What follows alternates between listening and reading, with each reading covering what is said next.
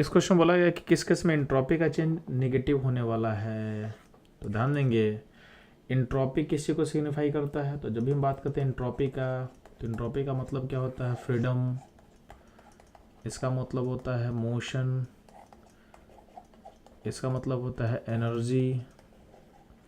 इसका मतलब होता है रैंडमनेस।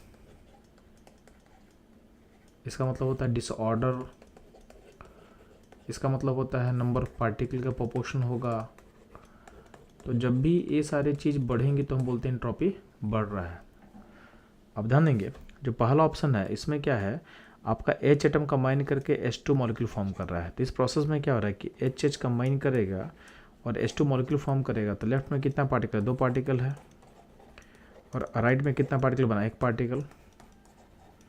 इसका मतलब पार्टिकल का नंबर घट रहा है तो एंट्रोपी क्या होगा? इसका घटेगा, तो इसका एंट्रोपी चेंज क्या होगा? नेगेटिव होगा।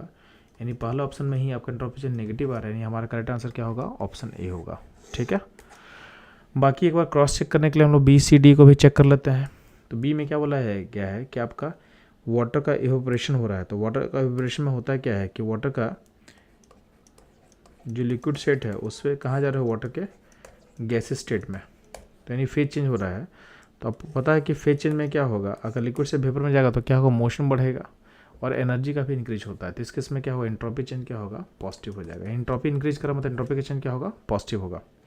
अगर हम बात करते हैं expansion of A gas at constant temperature, तो अगर मान लेते हैं टेम्परेचर कांस्टेंट रखते भी आप गैस को अगर एक्सपैंड करोगे तो गैस का मोशन इंक्रीज हुआ ना, एक्सपैंड हुआ तो गैस को ज़्यादा फ्रीडम मिला, उसका मोशन इंक्रीज हुआ, प्लस क्या होगा?